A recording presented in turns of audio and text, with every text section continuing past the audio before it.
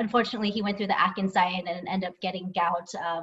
Was trying to bulk up for football, and then ended up getting the classic presentation of toe pain that eventually accelerated to something called a pseudogout, and then another thing called ankylosing spondylitis, where he was having TMJ pain and unable to walk at times and limp around, and I would say he definitely, I saw how even salt, sugar, and oil and processed foods were his triggers, but I also noticed that when he ate healthier, he felt much better, and so when he was able to make that connection, I got really excited, and so now it's just a defined new purpose for both of us, because we can't.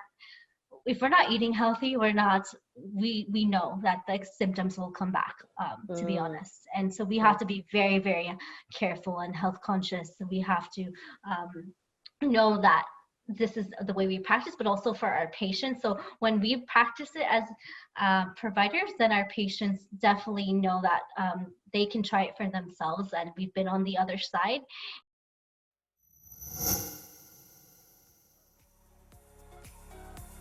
On the Healthy Human Revolution podcast, Dr. Laurie Marbas interviews nutrition and lifestyle medicine experts and extraordinary guests whose informative and inspiring stories will empower you with the knowledge to transform your life and health. Welcome to the Healthy Human Revolution podcast. I'm Dr. Laurie Marbas, and today I'm so honored to have the beautiful Dr. Melissa Mondala. How are you? I'm doing well. Thank you, Dr. Laurie Marbas, for having me on board and just reaching out and connecting to everyone out there. Well, I tell you, we have a lot to talk about because you are also married to a plant-based rheumatologist, Dr. Micah Yu, and you guys have a website called drlifestyle.org, but we really want to focus on your story, how you became one, how would you decide to become a doctor, and then certainly your plant-based journey. Sure, absolutely. And I would say that my journey started, if you look back at it, it was kind of evolving. I had a really deep passion when it comes to human behavior. When I studied psychology in my undergraduate years, and I really saw that there was unhealthy behaviors and healthier behaviors, and just being able to connect with patients or even people in general.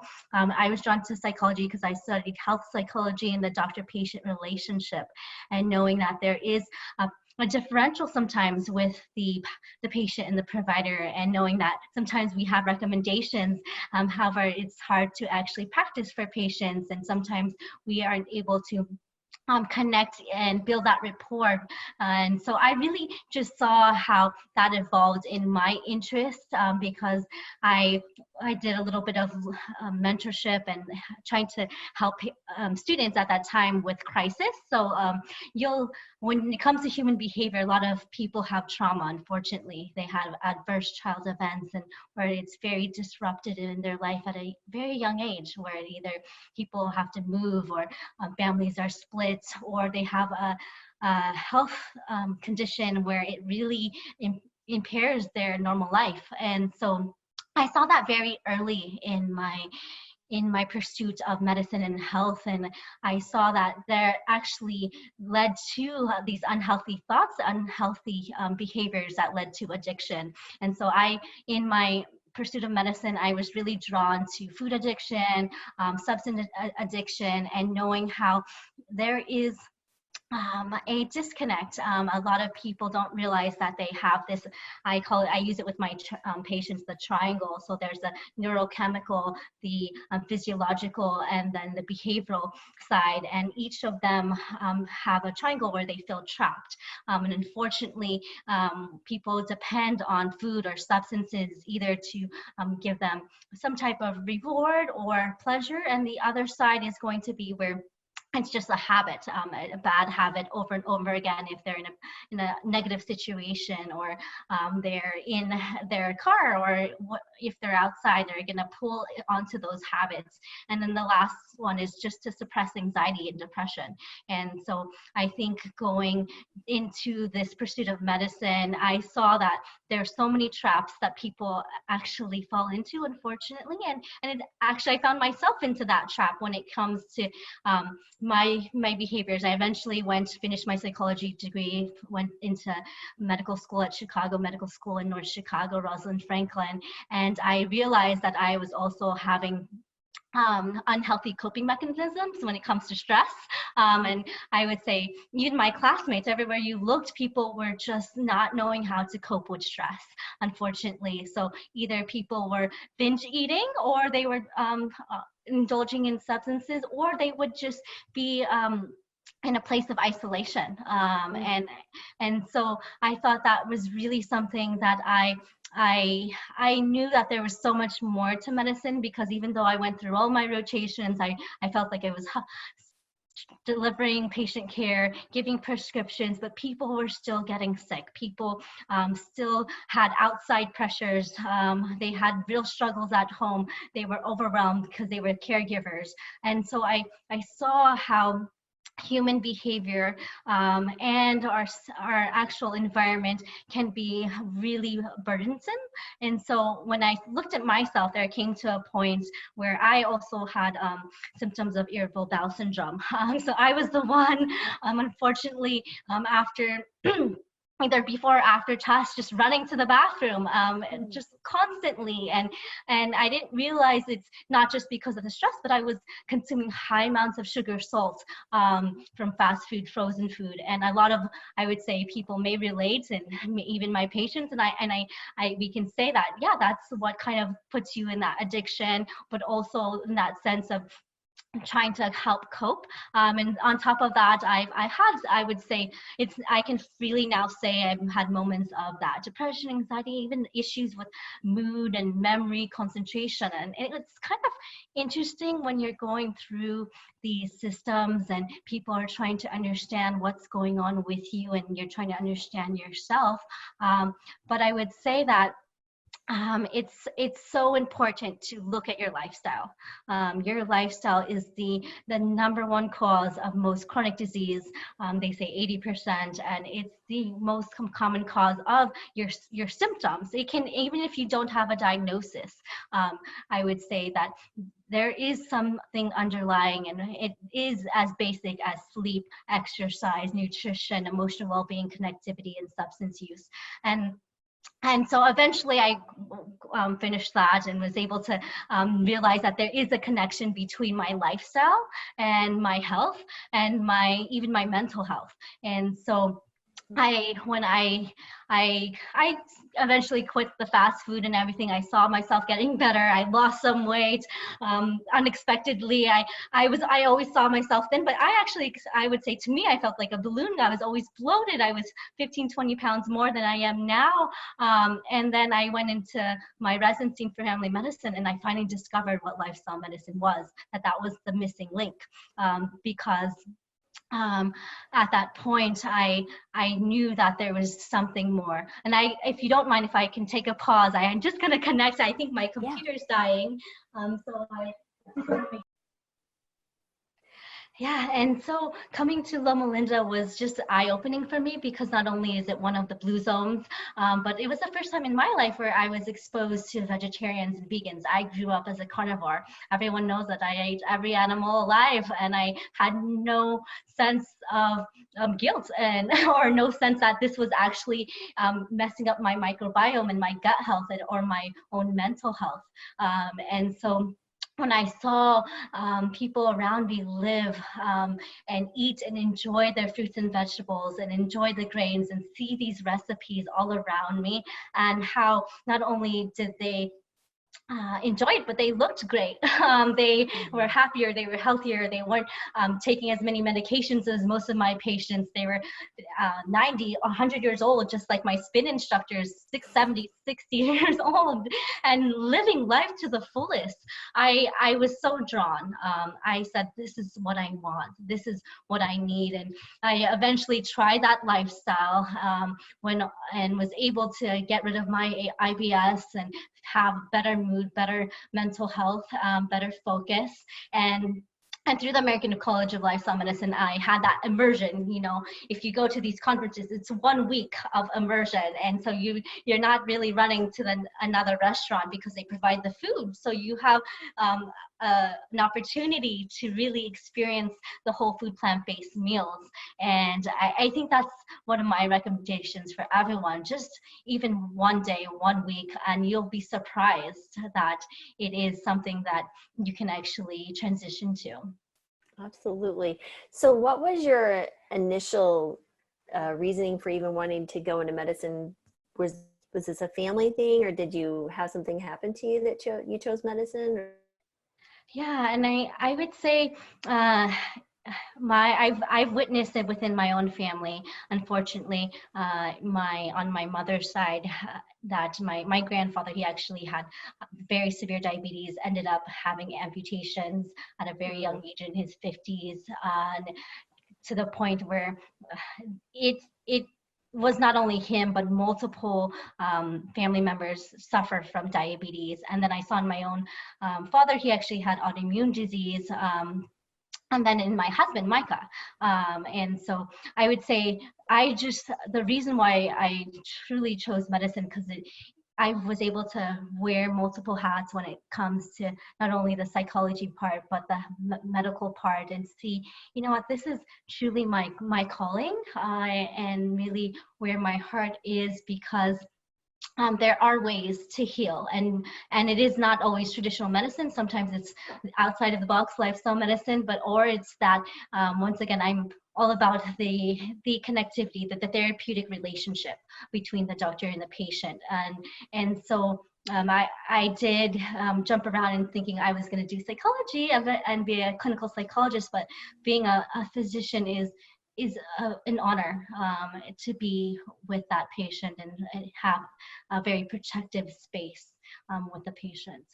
Absolutely. So let's talking about patients. So you're family medicine, you do inpatient, outpatient, urgent care, all this stuff. So how do you introduce this concept of lifestyle medicine or whole food plant-based diet with someone who has no idea, but needs it, but has no idea what you're talking about? So how do you go about that, and how do they receive it?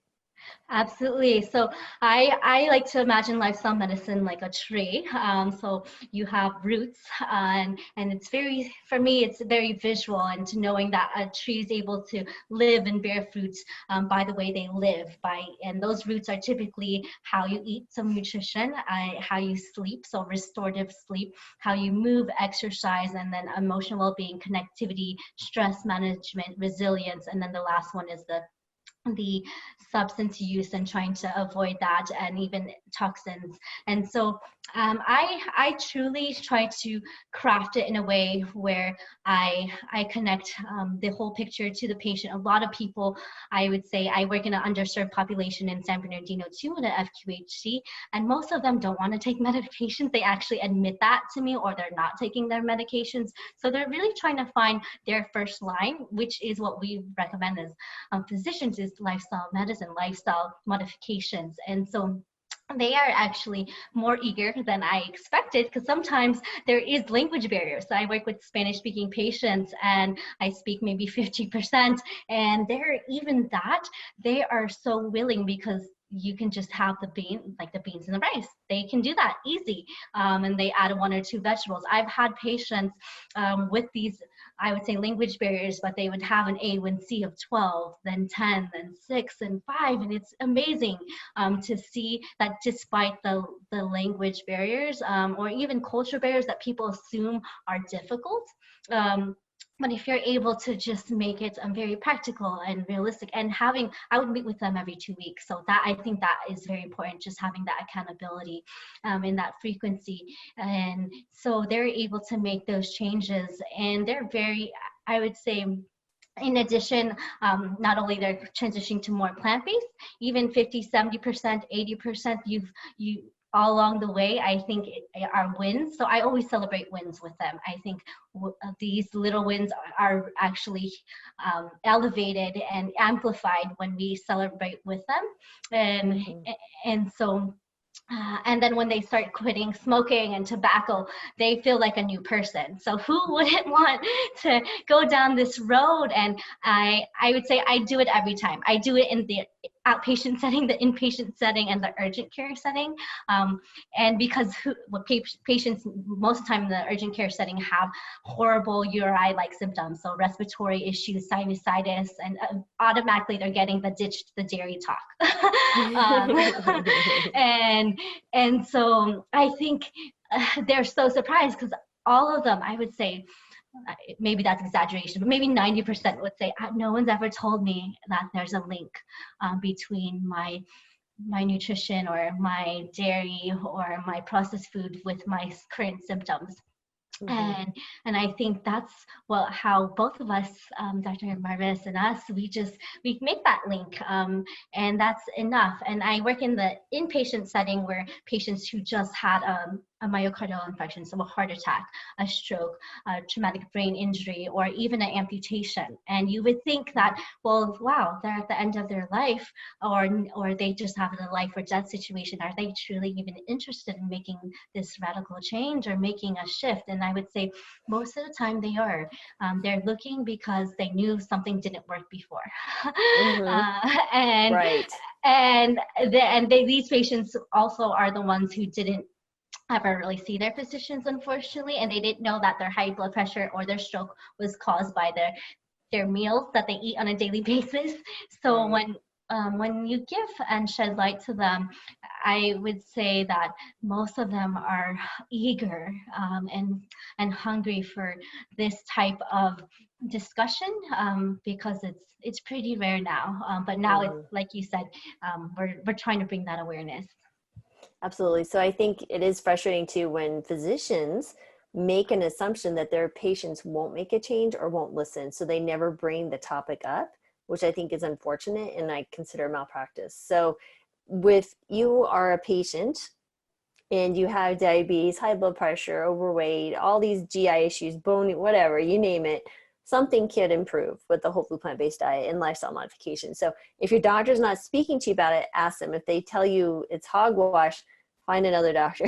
This is how I like to proceed with that type of stuff. But so that is awesome. So you see the connection early in your career, which is amazing. So my daughter's in medical school. She's a third-year medical student, and she wants to do family medicine as well. So I'm hoping, she's also plant-based and she understands the power of lifestyle. And I'm really excited to see younger people like yourself who are reaching and moving in that direction. How do you feel? Do you feel like we're moving in the right direction? Do you feel like we're still kind of just early phases? Like, what are you seeing with like your community? But you're also in Loma Linda, which might be a little bit of a bubble. But can you tell us a little bit just in your genre or your generation of cohort of physicians, what are you seeing? Absolutely. I definitely think the millennials or the Gen X and all these, I would say, they are searching. I think they've already had this conscious living. So there's that term, conscious living, or more healthy living, or even environmental friendly ways of trying to be their advocate for their future and their now. And so I definitely see that on social media. I see that in my community, and even outside Loma Linda. I would say I've been honored to just talk at other universities, other community settings within the county and outside the county in Southern California. And through the American College of Medicine, Lifestyle Medicine, it's been around for 2004, but as you can see, there's something called Lifestyle Medicine interest groups that are all over the nation, even around the world. And so it's definitely not only a movement, but it's an acceleration towards this is the now, this is how we practice. We don't have to wait um, for policies, and we don't have to wait for um, I would say even opportunities, because the opportunities are already there. We just have to take it, and we have to show our patients, and we have to be an example. And I would say it's definitely alive at many platforms. And I'm excited to see not only there's movements not only in the medical schools, but in the undergrad setting as well. So I think education is huge, social media, and also a lot of community grassroots initiatives are there. I don't think they're going to go away anytime soon. So I'm excited to just be part of that and engage in that generation. What would you be consider an ideal practice as a physician? You have patients come in. What would you like that experience to be for your patient? Like, what would be an ideal setup and setting? Oh, I love that question. I think I dream about this daily because it's so meaningful, because I think patients tell me all the time, can you just take me with you to go grocery shopping? Can you take me to the farmer's market with you, or in your kitchen, and just show me, because I don't know where to begin. I don't get it. I don't know how to substitute my food. I need to like go through multiple cleanouts in my fridge, in my pantry. I just need somebody there. And I would say, and that would be awesome. That would be a great experience, is to be that person, and to even just go to families and even group settings. And I think group setting would be I see how that's powerful. I host group visits as well, and so patients are definitely teaching each other. We all just learn from each other, and it becomes not only a support group, but an idea generator for many people. And so I think that would be my ideal way of practicing, and also getting on board multiple specialists. I know we both are primary care docs, and my husband's rheumatology, and I would say to have multiple specialists be on the forefront, because we all know that primary care doc, you see that us most of the time, but you also have to see your specialists, and sometimes we need supportive specialists who don't necessarily hijack the plan,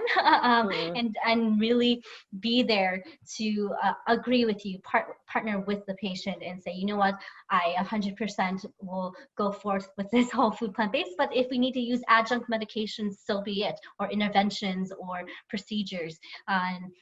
But I think finding that opportunity would be awesome. And I would say Micah is definitely he's been my support, but also I guess we'll have to save it for another time, but he definitely has a very interesting disease reversal story too. And my most interesting disease reversal, I would say, is I don't know about you more, Laurie, Dr. Marbas, I get a lot of reversal non-alcoholic fatty liver disease lately.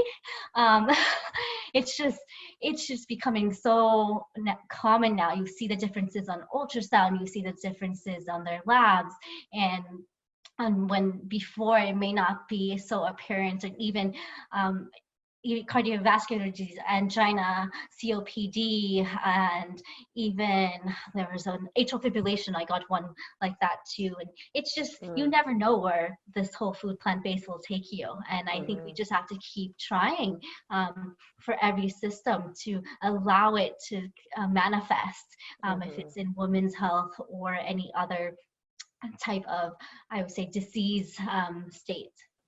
Absolutely. So yeah, my youngest patient that I had fatty liver in was 12, and that was several years ago, but we put her on I was in Western Colorado. So it's a little town.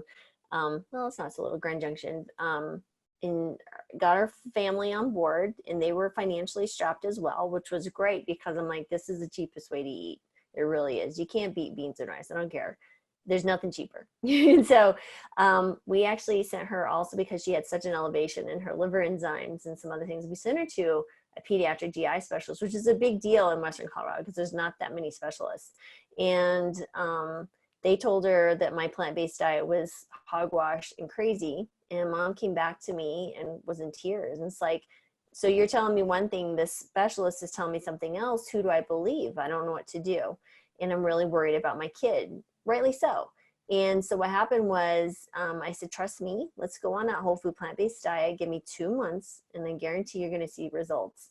And sure enough, completely normalized labs, no signs, sonographically of any of the fatty liver. Sent her back to the GI doc to verify and, do my full things I should be doing as a primary care doctor. And she goes, oh, that's great. Good job. Keep doing what you're doing. After she had already said that I was crazy. So for me, that was a bit of a win and a loss. The loss being that doctor didn't say, well, that maybe is something I should be looking into, she wasn't receptive to being, maybe she doesn't know everything. Maybe there is something to this. And two, the win is that the patient now can understand that not all doctors are fully educated and that she has the power. This young girl, and she started moving and exercising, right? She was playing video games. We did a whole lifestyle transformation. She was doing her first Girls on the Run. So it's really cool to see the power of this happen in a young person, because now what's going to happen? She's old enough to remember as she gets into adulthood, helping others and, teaching. So it's going to be really cool to see those type of stories. But diabetes, fatty liver, joint pain is a big one. Sleep better, menopausal symptoms, because I'm in that genre of middle age. So, you see these things happen and people get better. It's pretty cool. But yeah, it's amazing. And you just reminded me of two of my patients. One of them, I was seeing a GI specialist, and she had multi-drug resistant H. pylori. So she's been on multiple rounds, had multiple scopes, and she was trying this whole food plant-based, and I think she just didn't gain the support, but as the more she tried, she actually saw huge results and lost, I think it was like 70 pounds. And wow. It was huge amounts. And she was surprised herself to see her labs and her ultrasounds normalize. At the same time, she was trying to convince her doctor that this is real.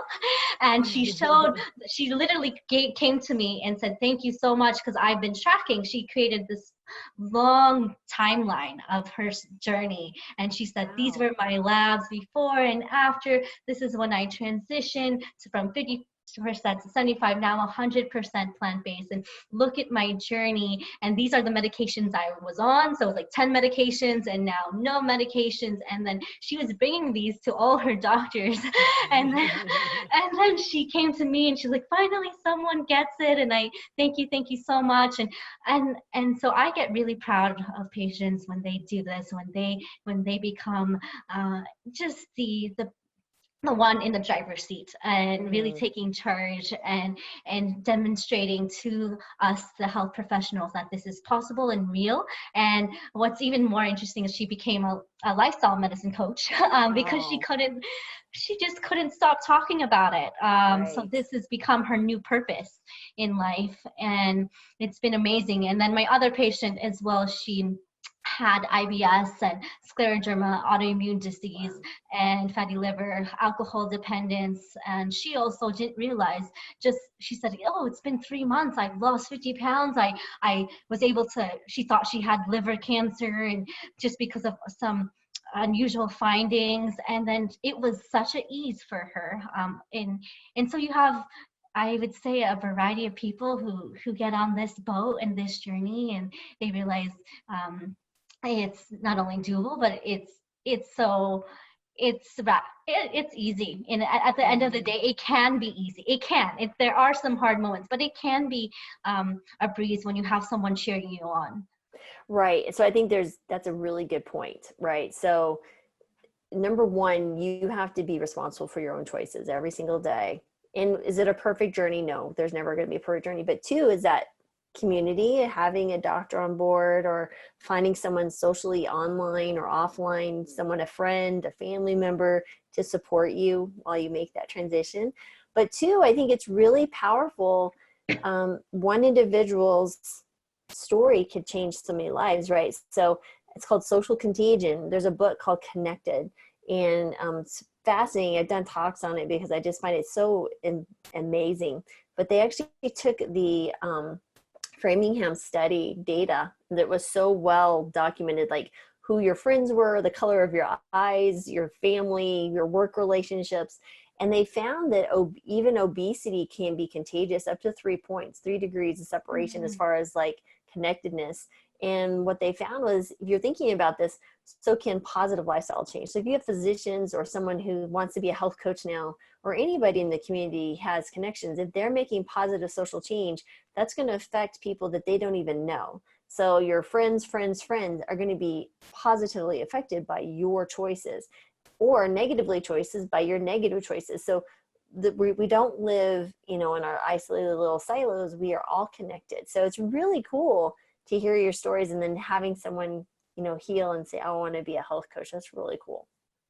Yeah, I think it's absolutely amazing. And that's what physicians end up doing. I think we all have a personal story of health transformation, and we realize that this works for us. And one thing I also encourage patients is, now there's this new wave of intermittent fasting that's becoming more visible, and so a lot of patients have this question, and so I like to also get in tune with that and be updated, and making sure that that's an option if they want to do eating twice a day with a 6 to 8 hour window, or if they want to do 5 days restricted eating, so a little bit less calories, and then the weekends you're eating maybe double that, but all whole food, plant-based. And so there are multiple mechanisms, and I think a lot of people get fixated on the weight issue, and forget that we're eating for nutrition, not necessarily the number of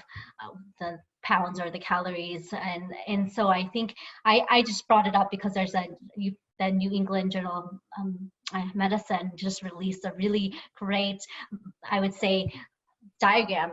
I think it's amazing because it talks about the anti-aging, reducing oxidative stress, and in actually helping with insulin resistance and autoimmune disease, and through the mechanism of the mTOR. So that's what it goes through, and seeing how literally when you're able to just rest your body in terms of not eating, you're actually finding other methods or mechanisms to heal.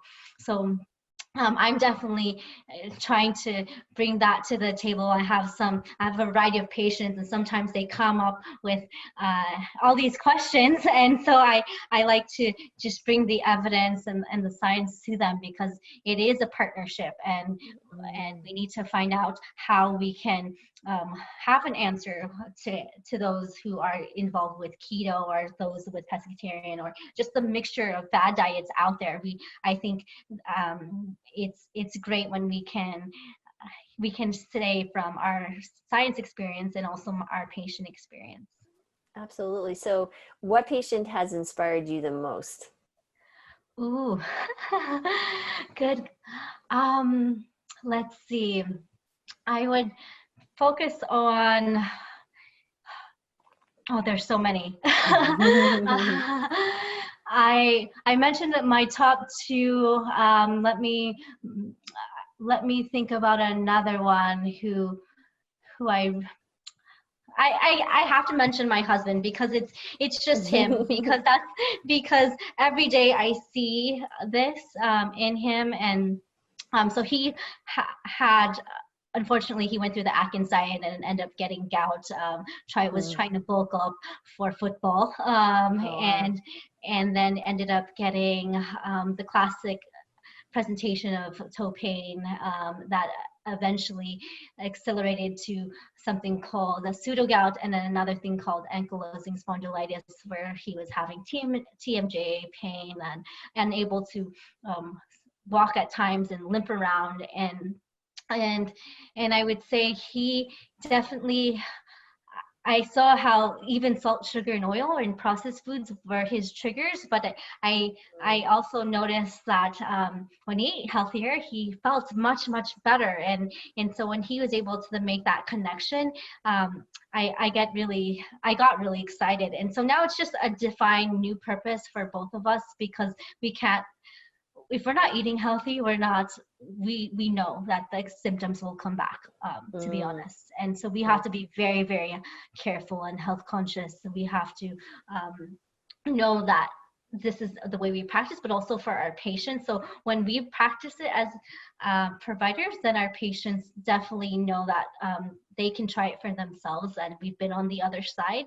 And that brings me to I think I worked in student health for a year. And so those patients at a very young age, adolescence age, would be overconsumed with the mood issues, anxiety, depression, polysubstance use. But when you have a story where they can relate to, it really makes a big difference. And so I could definitely go on and on, but thank you for for me to pinpoint at least one. Well, I think it just says that there's so many, that's really actually exciting, that there's so many that you can't necessarily say more than just there's like more than just a handful. These are like, there's just so many in so many different ways, right? So for me, it was multiple patients as well. There's a patient who cried because she could finally go into a store and try on clothing without being embarrassed and feel good about herself, or at someone's changing moods, and so now their marriage is better, or seeing a child who had, fatty liver respond and do great, or someone coming off, 70 units of insulin a day within 7 days, or when I have another patient that's lost over 225 pounds. So, these are those stories, all of them in their own way are so inspiring. So it's hard to find just one. So yeah. I was kind of a mean question, I think, in a sense, now that I think about it. No, it's okay. Because I was thinking of my experiences where they have we have 18-day programs or those 10-day programs. So they're in a controlled setting. And those are fascinating too, where patients can actually get oxygen. I had an 80-year-old, she was transitioning to whole food plant-based. Imagine at 80 years old and wanting to improve her health, and so she would walk every day, and just walking every day for 5 minutes became half an hour, and able to go from, I think it was 3 or 4 down to almost nothing, absolutely no oxygen dependent. And so those are the fascinating stories, or patients who just experience colon cancer, unfortunately, but after the chemo and radiation, they were so immobilized. But when they were able to go plant-based and walk, they realized that they can have better endurance and exercise capacity, and bring up as simple things as anemia that was reversed just through plant-based. And then patients who had severe angina, scared to walk because they were a ticking time bomb, be able to know, wow, not only am I able to take a few more steps and walk longer, but I can adapt this food and this lifestyle and have a chance to make memories with my kids and my grandkids. And I think I am very, very blessed, because I do it every day, and I don't realize that, it is a gift each time you can have that connection with the patient and to impact their family. Absolutely. So I think for me, I call it veggie crack. So basically, if I have patients, because you feel good, you get a dopamine bit of a rush when you help people. So I was like, if you just eat some vegetables to get better, you give me a little bit of a rush. I would appreciate you, refilling my veggie crack. So, it's the idea, like you said, and it's so nice to hear patients appreciate their doctors, but doctors also appreciate that experience. And you're not going to get burnout by doing this with patients. Burnout would be almost, I think, impossible doing lifestyle medicine, because there is so many benefits to you as a person and a physician, but also your patient and their family. So I think absolutely. I think it's amazing that we can definitely take them to a new level, and being able to redefine. I always come back to their purpose, their motivation, what keeps them alive, what gives them joy. Very, very simple things, but you would be surprised that people lack that. and Oh, that yeah. people can't pinpoint it. And so when you offer this new lifestyle, it's almost revolutionary. They're able to say, yeah, that's so good. I have something not only to live for, but go work towards. Mm-hmm. And it helps our planet. It helps communities. I just wrote a post on social media how it just helps with deforestation, air water pollution, world hunger. It's just endless how much we can be compassionate to our planet, ourselves, animals, in addition to eating a healthier lifestyle. Right, absolutely. So, because I think part of the issue is that we've, in our society, have realized, or we've accepted normal chronic disease as normal, that everyone is going to age and have heart attacks and have cancers and diabetes and fatigue and not live thriving. And that's not normal. This is not normal. And so people get really almost a little offended when you say that. I'm like, what makes you think this is normal? This is not normal. Look at other animals in the world. We are animals. They don't, they don't become decrepit and overweight and go line up at their pharmacy and make special special foods. I mean, chronic disease is, for the most part, for the majority of the cases, a choice by what you're doing every single day. Just like, like tell people, you're a doctor, right? You are a doctor because you made choices every single day to work towards that. And where you are now is because of all of those little choices that you did every day. That diabetes, the hypertension, it's the same. Or if you're healthy, it's all these choices that we make every single day.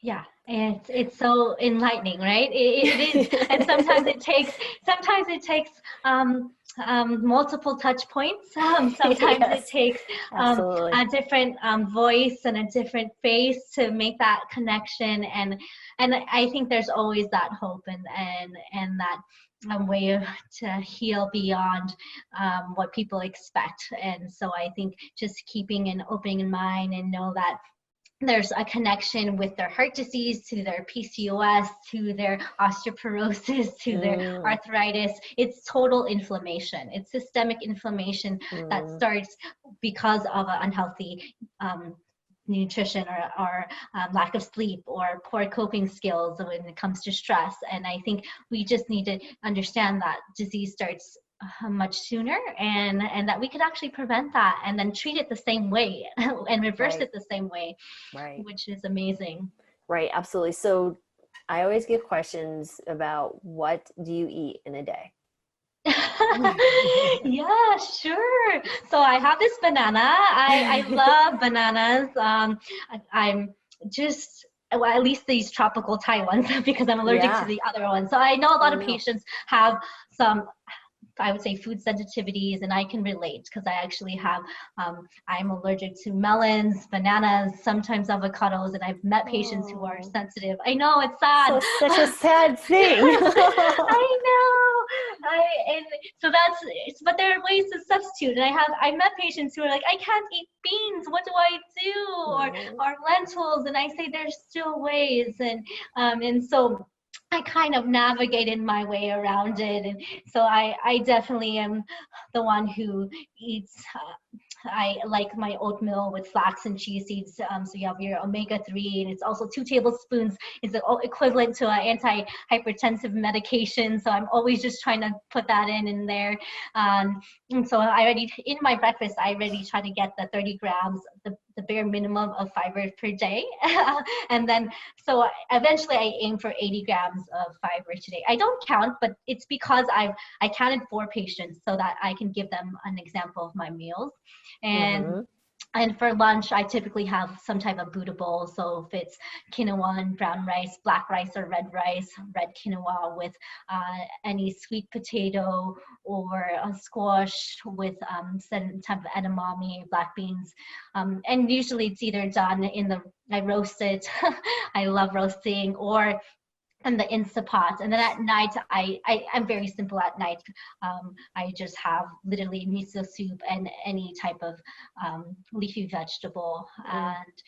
And essentially that's my typical day to day. I do have my cooking, I would say, kitchen show, my Dr. Lifestyle's kitchen, and I put a little bit more created one, so I can have a plant-based burger once in a while, or a pasta, or some desserts. And so there are some fun treats in there. I try to definitely use herbs and spices to have that flavor, and to veganize my old recipes that I used to love, had non-plant based, and really find ways to incorporate my own culture and other ethnic dishes. I love to do that as well. So I think that it's definitely very exciting. That's one of my hobbies. So just being able to play around with recipes. So I encourage it for everyone there listening. You definitely can substitute for different types of foods. Absolutely. So if you had, because I'm pushing towards an hour, bless your heart, thanks for bearing with me No here. problem. So what is the one bit of advice? Let's say that, you know, someone's been listening to this and they like, wow, what is this lifestyle stuff and chronic disease? But they're like, wow, maybe I'll try this. So what is that one bit of advice you like to give patients when someone's maybe teetering or not sure how to start? Absolutely. I think it's just knowing yourself, knowing what you already enjoy when it comes to plants, when it comes to your fruit or vegetable, your go-to beans or nut or seeds. I think a lot of people have seen a few things and just working your way up. I tend to show people the plates, and if you're at 5%, I know I've encountered people who only eat 0 to 1 fruit a week, so there's a lot of room for improvement. So I say wherever you are, just start to go to the other side and increase it. And some people can go just like tobacco cessation. Some people do it cold turkey and quit. Some people can go tomorrow and do 100% whole food plant-based. But I would say do, we call it SMART, so specific, measurable, attainable, realistic, timely.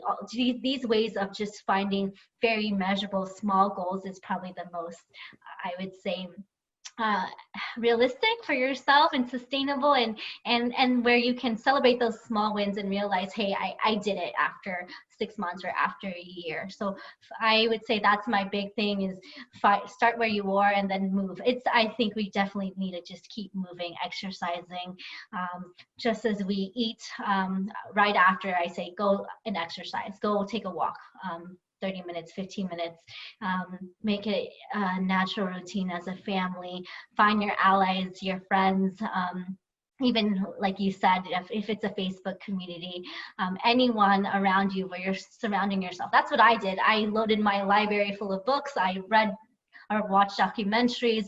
I literally had to immerse myself so that when I did get that temptation, I had a place of refuge, and then I was able to just understand and be prepared when it comes to social settings, when it comes to, I would say, and when it comes to the place where I maybe got tired, with recipes, there was always something. There's always something within reach. So I say, just make sure that you're within arm's span of someone else to carry you and to encourage you.